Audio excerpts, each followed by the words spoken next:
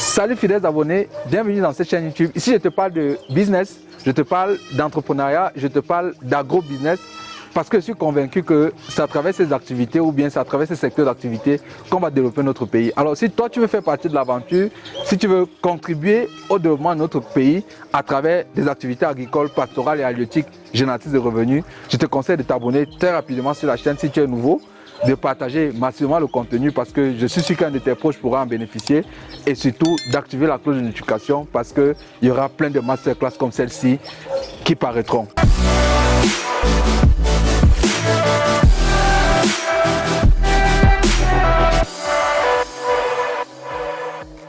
Alors aujourd'hui, je vais te parler d'un sujet qui est très important dans le domaine de la production piscicole, surtout dans la production des poissons en haut sol.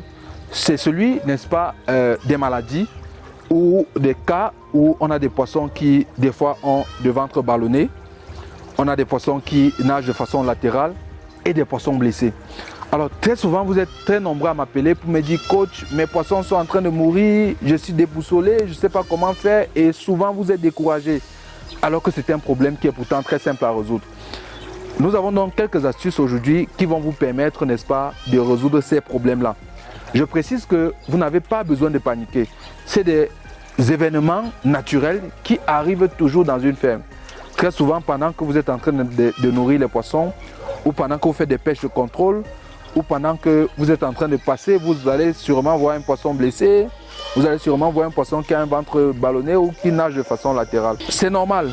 Et il y a également des méthodes ou des astuces pour pouvoir lutter contre ces problèmes-là. Je vais commencer par l'une des premières astuces. L'une des premières astuces, c'est généralement au niveau de l'oxygénation de l'eau. Très souvent, l'eau est mal oxygénée. Vous savez, les poissons Clarias, surtout Clarias gallipinus, ont, n'est-ce pas, cette habitude de déjecter dans l'eau. Du moins, tous les poissons, ils déjectent dans l'eau. Et quand ils déjectent dans l'eau, vous allez avoir une accumulation de nitrates qui est très toxique pour le poisson. C'est pour ça qu'on recommande de faire un renouvellement régulier de l'eau. Je suis allé dans certaines fermes où vous avez des éleveurs qui se vantent de dire qu'ils font 4 jours sans changer de l'eau. C'est très bien, mais c'est très toxique pour le poisson. Faites attention à ce que vous faites. Si vous voulez faire l'élevage, vous devez respecter les normes d'élevage. Et l'une de ces normes demande, n'est-ce pas, d'oxygéner l'eau régulièrement. Alors si vous arrivez dans votre élevage lors d'une pêche de contrôle ou lors de la nutrition et que vous vous rendez compte que les poissons ont ces problèmes que j'ai cités là, allez d'abord regarder dans un premier temps au niveau de la fréquence d'oxygénation de l'eau, la fréquence de changement de l'eau. Est-ce que vous changez l'eau régulièrement? Et si ce n'est pas le cas, attelez-vous à changer l'eau dans un premier temps chaque jour. D'ailleurs, ce qui est recommandé, de vider l'eau le matin et de mettre une nouvelle eau. Et sinon, si le problème persiste, vous pouvez, n'est-ce pas, en fonction de la densité de peuplement, changer l'eau 2 fois par jour. C'est très important. Une fois que vous avez fait cette première astuce, la deuxième astuce réside au niveau de l'alimentation. Alors, beaucoup de gens pensent que pour faire l'élevage de poissons, il faut simplement faire un bac comme ça, mettre de l'eau et commander des alevins. Vous êtes souvent nombreux à me dire « Ah, moi, je n'ai pas besoin de formation, je veux juste des alevins. » C'est très bien. Et les gens pensent que nourrir le poisson, c'est prendre l'aliment, verser à l'intérieur. Il y a plusieurs facteurs qui entrent en jeu dans la nutrition. Et souvent, vous avez ces problèmes parce que les poissons sont intoxiqués, parce que vous avez mal respecté la nutrition. Le premier facteur qui entre dans la nutrition, c'est d'abord le choix du type d'aliment. Est-ce que l'aliment que vous utilisez est approprié pour le type de poisson que vous avez? Est-ce que l'aliment que vous utilisez est approprié pour l'âge des poissons que vous avez? Vous avez plusieurs tailles d'aliments. Au début, il y a une taille. En mi-croissance, il y a une taille. En finition, il y a une taille. Est-ce que vous utilisez la bonne taille d'aliments? Maintenant, l'autre problème, c'est la quantité d'aliments. Est-ce que vous donnez la bonne quantité d'aliments aux poissons? Si vous donnez très peu d'aliments, ils seront mal nourris. La croissance va être très lente. Si vous donnez beaucoup d'aliments, ils seront trop nourris, ils vont s'intoxiquer, ils vont être malades et vous allez perdre de l'argent. Oui, vous allez perdre de l'argent. Trop nourrir vos poissons vous fait perdre de l'argent. Je vais vous raconter une anecdote. Il y a quelques temps de cela aujourd'hui, j'ai été dans une exploitation d'un monsieur qui a décidé de lancer l'élevage de poissons sur un coup de tête. Mais après avoir fait ses calculs, il se rendait compte qu'il était en train de perdre beaucoup d'argent. Pourquoi il perdait de l'argent? Parce qu'il ne savait pas rationaliser la quantité d'aliments qu'il donne aux poissons.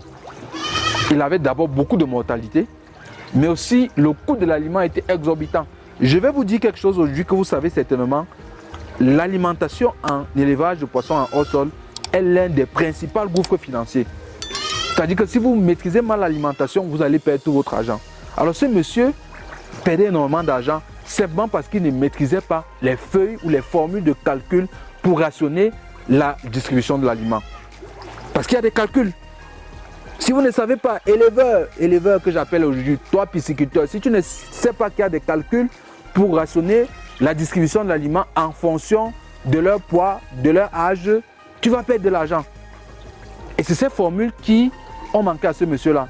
Et une fois que nous avons contrôlé son élevage, nous avons mis en place ces formules-là, on a suivi notre banque de production et il a entré dans la rentabilité.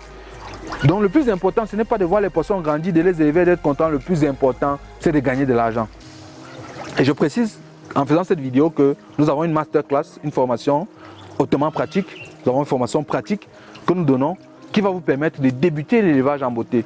On va vous montrer comment débloquer, n'est-ce pas, les bonnes méthodes. Comment faire une bonne installation à moindre coût. On va vous montrer comment installer, peu importe l'espace que vous avez chez vous. Je dis aujourd'hui, tout le monde peut faire cette activité. Vous avez 1 mètre carré, vous avez 2 mètres carrés, vous avez 3 mètres carrés, vous avez 10 mètres carrés, vous pouvez faire la pisciculture. Il faut prendre la décision aujourd'hui de commencer. Et peu importe l'espace que vous avez, on va vous montrer comment aménager l'espace et commencer. On va également vous montrer dans cette masterclass comment choisir les bonnes races de poissons. Je précise que ce n'est pas toutes les races de poissons qui sont intéressantes. Vous avez, n'est-ce pas, des races de poissons qui ne grandissent pas vite. Vous avez des races de poissons où il y a beaucoup de mortalité. Vous avez des races de poissons qui ne valorisent pas bien l'aliment. Il faut choisir la bonne race, le bon type d'alevin. Également, on va vous montrer la nutrition. Et c'est dans cet aspect de nutrition qu'on va vous montrer comment rationaliser la distribution de l'aliment. Quelle quantité d'aliments donner par jour. Au début, en milieu de croissance. Puisqu'on va vous faire des pêches de contrôle, savoir le poids moyen du poisson et vous savoir vous dire la quantité d'aliments que vous devez apporter. Donc, fidèles abonnés, c'est une formation hautement pratique en plein site de production avec des experts dans le domaine, des experts chevronnés qui vont vous montrer toutes les astuces pour réussir et surtout rentabiliser. Et surtout, n'oubliez pas que nous allons également vous accompagner dans le circuit d'écoulement. Comment vendre sa production, où vendre sa production, vers quel grossiste, quelle stratégie. On a des producteurs qui sont débordés par les commandes. Comment ceux-là font? Donc, on va vous montrer tous ces secrets lors de cette masterclass qui va commencer bientôt. Si tu veux participer à cette formation, écris déjà dès maintenant parce qu'il n'y a pas beaucoup de place. Dis je souhaite faire la pisciculture sur WhatsApp à travers le lien qui est dans la description de la vidéo afin de réserver l'une des places dans cette formation. Donc, je récapitule les solutions que j'ai données dans cette vidéo. Il faut vérifier, n'est-ce pas, le changement de l'eau, le renouvellement de l'eau et surtout se rassurer qu'on fait le bon calibrage ou bien le bon dosage de l'aliment dans les bacs. C'était André Moukam dans une capsule entrepreneuriale et dans une chronique d'élevage. Donc on se dit à très bientôt dans une prochaine vidéo qui sera tout aussi intéressante que celle qui est parue aujourd'hui. Ciao. Bientôt, moi je serai au sommet et je vais être au sommet avec toi.